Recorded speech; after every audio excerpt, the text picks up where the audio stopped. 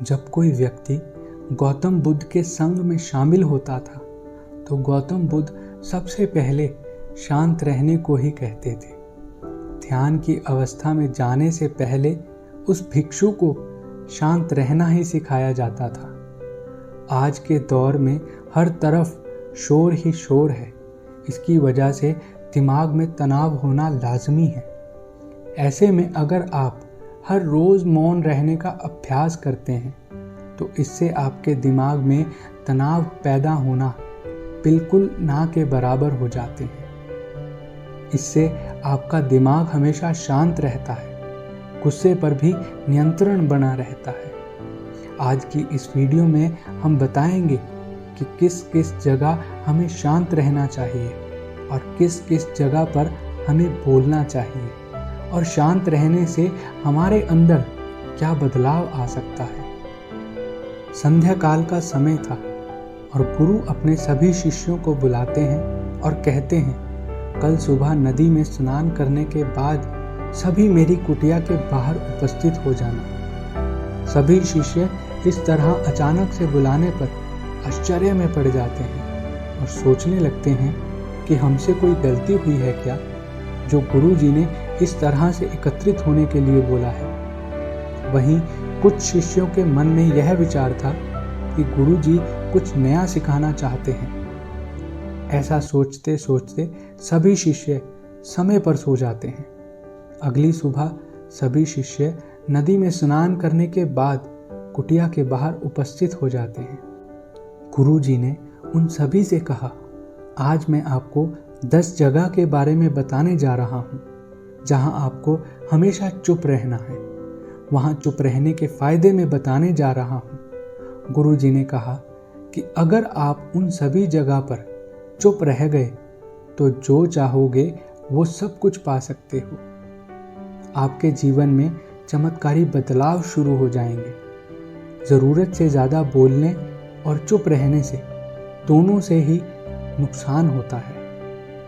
जिस प्रकार ज़रूरत से ज़्यादा बारिश हो जाना और ज़रूरत से ज़्यादा धूप दोनों ही मनुष्य को हानि पहुंचाती है, ठीक उसी प्रकार आवश्यकता से अधिक बोलने पर भी नुकसान हो सकता है। गुरु जी कहते हैं, पहला ऐसा मौका जहां इंसान को चुप रहना चाहिए, बिना तथ्य के बोलना। गुरु जी ने कहा कि अगर आपके पास कोई तथ्य नहीं है तो वहां आपको चुप रहने में ही भलाई है। चुप रहने से दिमाग में नई कोशिकाओं का निर्माण होता है और इससे ज्ञान में वृद्धि होती है। बोलने में भलाई वही है जहां आपको उस बात का पूरा ज्ञान हो। यदि आप बिना तथ्य के बोलते हैं या बिना किसी वजह से बोलते हैं तो हो सकता है आपका मजाक भी बन जाए। अगर किसी बात की आपको पूरी जानकारी नहीं है तो आप बोलेंगे तो ज़रूर, लेकिन आप मजाक के लिए बोलेंगे, लेकिन आप मजाक बनकर रह जाएंगे। साथ ही साथ लोगों का भरोसा भी आपसे उठने लगेगा। इसलिए ऐसी सभी जगह पर हमेशा शांति रहे। कई बार कुछ लोग ऐसे होते हैं जो हर जगह अपनी उपस्थिति का एहसास करवाते हैं, लेकिन उन्हें नहीं पता कि हमें क्या बोलना है, लेकिन फिर भी बोलना बंद नहीं करते। ऐसे लोग हमेशा वहाँ से जाने के बाद मजाक बनकर रह जाते हैं। दूसरा ऐसा मौका जहाँ व्यक्ति को चुप रहना चाहिए, शब्दों से ना ठेस पहुँचे। अगर आपके शब्द किसी को मानसिक ठेस पहुँचा रहे हैं तो वहाँ भी आपको चुप हो जाना चाहिए। कमज़ोर व्यक्ति के बारे में कुछ भी बोलकर आप कभी महान नहीं बन सकते, लेकिन अगर आप उस कमज़ोर इंसान का साथ देने के लिए बोलते हैं, वही शब्द आपको महान ज़रूर बना सकते हैं। कई बार कुछ लोग अपने से छोटे को भला बुरा कहते रहते हैं। सामने वाला इंसान कद में छोटा हो सकता है, शायद कुछ आपके सामने ना ही बोले, लेकिन आप उसकी नज़रों में हमेशा के लिए गिरते चले जाओगे।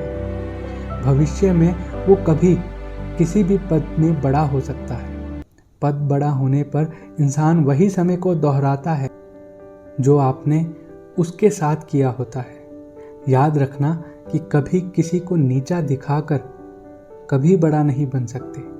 बड़ा बनने के लिए हमेशा अपने से छोटे का सम्मान करें।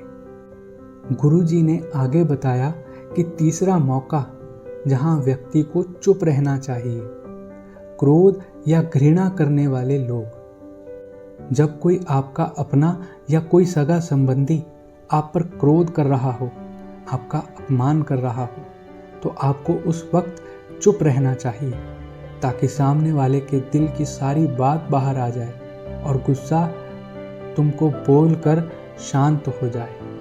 यदि आप अपनी जगह सही हैं तो माफ़ी मांगने का अवसर वह बोलकर खो चुका है और चुप रहकर आप सही समय का इंतज़ार करें। वह खुद ही आपसे माफ़ी मांग लेगा। जैसे ही उसका गुस्सा शांत होगा और ज़्यादा बोलने की गलती का उसको एहसास होगा। क्रोध के समय अगर बिना किसी को कुछ कहे वहाँ से चले जाओ तो कीमती रिश्तों को टूटने से बचाया जा सकता है। क्रोध करने से हमेशा क्रोध करने वाले का ही बुरा होता है। गुरुजी ने कहा कि चौथा ऐसा स्थान जहाँ बहुत ही समझदारी के साथ काम लेना चाहिए। बिना किसी वजह से किसी और की बातों में बोलना। यदि किसी की बातों में आप बिना कारण बोलते हैं तो इसमें बिना किसी वजह आपका भी नुकसान होगा ही। कभी भी दो लोगों के बीच चल रहे विवाद में अपनी टांग ना अड़ाएं। यदि कोई इंसान आपसे मदद चाहता है तो ही उसको सुलझाएं। गुरुजी कहते हैं कि 10 बातों में 5वीं बात जहां आपका चुप रहना बहुत ज़रूरी है। आपके शब्दों से किसी को हानि नहीं होनी चाहिए। यदि आपके शब्द किसी के परिवार और मित्र की प्रतिष्ठा के बारे में बुरी झलक दिखा रहे हैं तो वहां आपको चुप रहना बहुत ज़रूरी है। किसी के परिवार और मित्र के बारे में बुरा बोलने से आपकी ही छवि खराब होगी। जो चीज़ आसानी से ख़त्म की जा सकती है उसे कभी भी अपने शब्दों से बड़ा ना करें। हमेशा मधुरता के साथ बिना क्रोध से बात करें। यदि ऐसा नहीं कर सकते तो चुप रहकर ही काम चलाएं। गुरुजी आगे बढ़ते समय 6ठी बात बताने लगे। ऐसा मौका कौन सा है जहां चुप रहना बहुत ज़रूरी है? जब कोई किसी की बुराई कर रहा हो। जब कोई इंसान आपके सामने किसी की बुराई करता है तो उसके सामने कुछ नहीं बोलना चाहिए। उसे कुछ भी सुझाव या कोई राय नहीं देनी चाहिए, क्योंकि जो आज आपके सामने किसी की बुराई कर रहा है वो कल किसी और के सामने आपकी भी बुराई कर सकता है। नीति के अनुसार जो व्यक्ति ज़रूरत पर ही बोलता है वह समझदार व्यक्ति कहलाता है। समझदार व्यक्ति उसे ही माना जाता है जो सिर्फ अच्छाई के लिए ही बोले, किसी की निंदा करने के लिए नहीं। गुरुजी कहते हैं कि 10 मौक़ों में 7वां ऐसा मौका जहां हमें चुप रहना चाहिए। जब कोई नहीं समझ रहा आपकी भावना, जब कोई आपकी भावना, आपके दुख को शब्दों में नहीं समझ रहा, जब कोई सामने वाला व्यक्ति आपकी परेशानियों को समझ ही नहीं पा रहा या अनसुना कर रहा है, तो ऐसे व्यक्ति के सामने हमेशा चुप ही रहना चाहिए, क्योंकि ऐसे व्यक्ति को किसी के दुख और भावनाओं से कोई मतलब नहीं होता। तो ऐसे लोगों के सामने अपने दिल की बात बताकर हमेशा नुकसान ही उठाना पड़ता है। आपके मन की बात सिर्फ उनको ही बताएं जो उसको सुनकर समझे और आपकी परेशानी को दूर करने की कोशिश भी करें। 8वां ऐसा मौका जहां आपको चुप रहना चाहिए। जब कोई व्यक्ति आपको परेशानी बता रहा है तो इसका मतलब आपको वो अपना मानता है, इसलिए तुमसे दुख बताकर आपसे समाधान की उम्मीद चाहता है।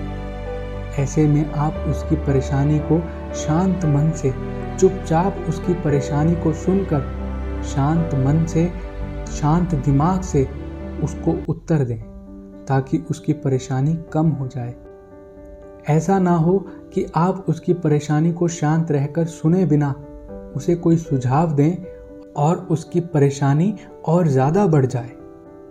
10 बातों में 9वीं ऐसी जगह जहाँ चुप रहकर कार्य करना चाहिए।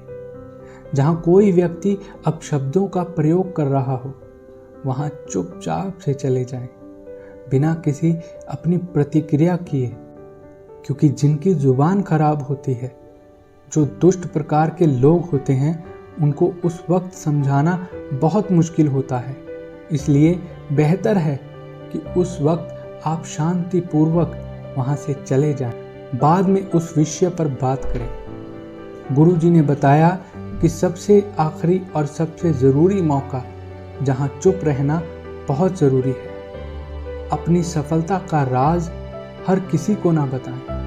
कई बार कुछ लोग सफलता को जल्दी पा लेते हैं, तो ऐसे में वो लोग अपनी सफलता का चर्चा खुद ही कर देते हैं। लेकिन ऐसा ज़रूरी नहीं कि हर कोई आपकी सफलता से खुश हो। तो ऐसे में बुरे लोगों की नकारात्मक ऊर्जा आपको प्रभावित कर सकती है। जब आप सफल होंगे तो सबको पता चल जाएगा कि आप सफल हो गए हैं, इसलिए चर्चा करने से सिर्फ हानि हो सकती है। इतना कहकर गुरु जी ने कहा कि शिष्यों, आज के लिए सिर्फ इतना ही, और अगर मेरी इन बातों को आप अपने जीवन में अपना लेते हो तो जीवन में परेशानियों का आना बहुत कम हो जाएगा। इस आश्रम को छोड़कर जब जाओगे तो यही बातें आपको वरदान की तरह कार्य करेंगी। उम्मीद करता हूँ आपको इस वीडियो से बहुत कुछ सीखने को मिला होगा। धन्यवाद।